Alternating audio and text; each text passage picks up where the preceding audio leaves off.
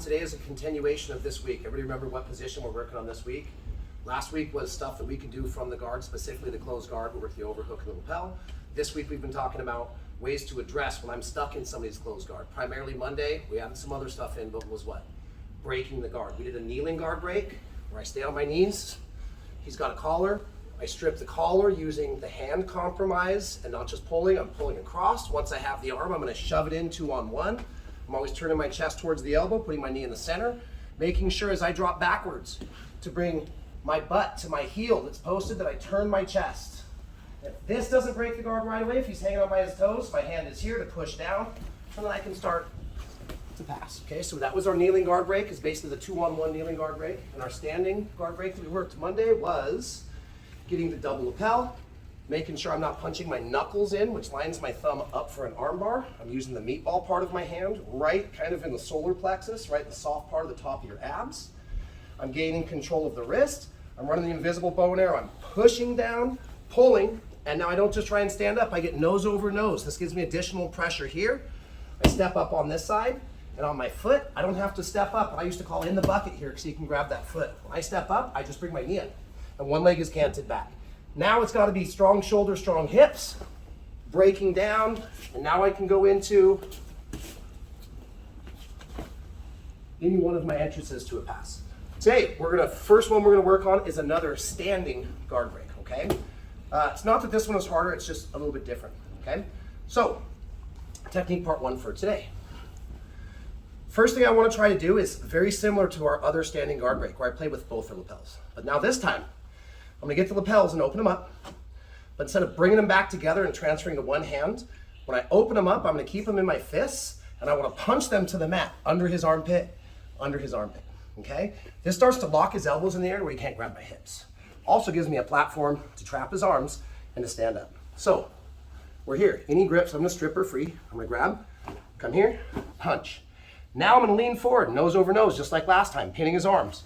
And I'm gonna come to a base without stepping in the bucket by his hips. I'm gonna build a base, I'm gonna build a base. Now, watch my knees.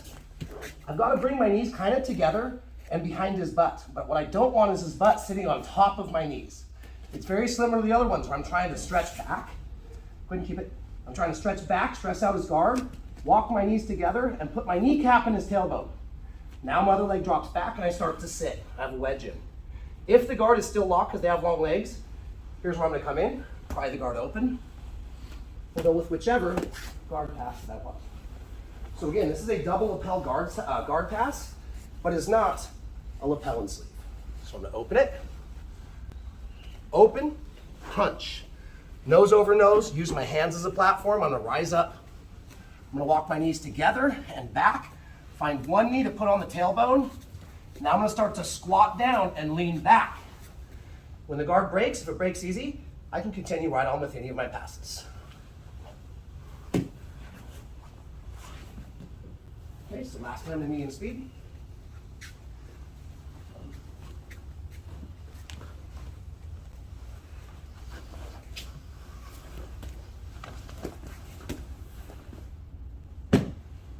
Five minutes with our partners. If you need questions, I'll be around.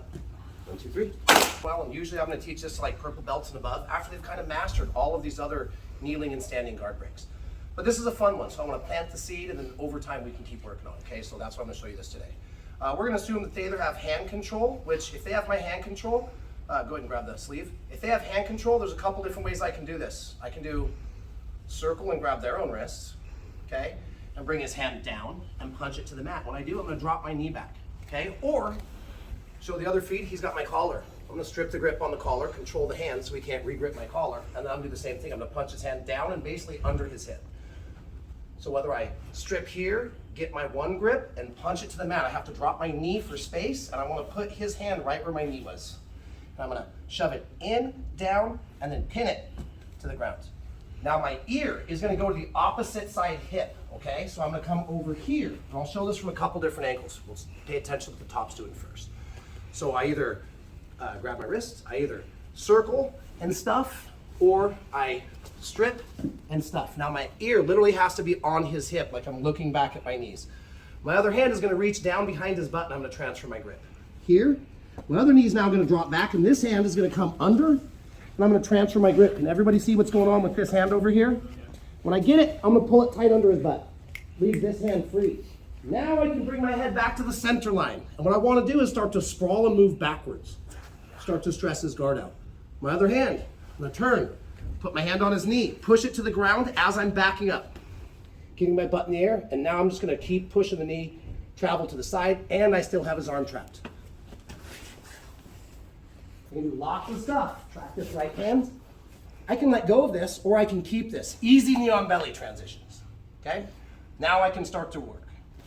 So again, we'll show it back from this angle. He goes collar grip. Cool, I'm gonna control the hand. Get my grip, drop my knee as I punch it, and my head goes to the mat all at the same time. This arm comes up, transfers grip. Now my head comes back to the center, and I start to sprawl down and backwards. If his guard's still there, no problem. I'm gonna use my hand like I normally would on the inside of the knee. Push it to the mat, get my hips in the air. Now I continue to pull the hand and just move past the knee, okay? If we want to today, keep this arm, go to knee on belly, find the collar. We can cook him here. If he does something silly with that arm, like puts his hand on my knee, we can start working other submissions, okay? Very last time. Whether he's got wrist control or lapel, it matters not. Your choice.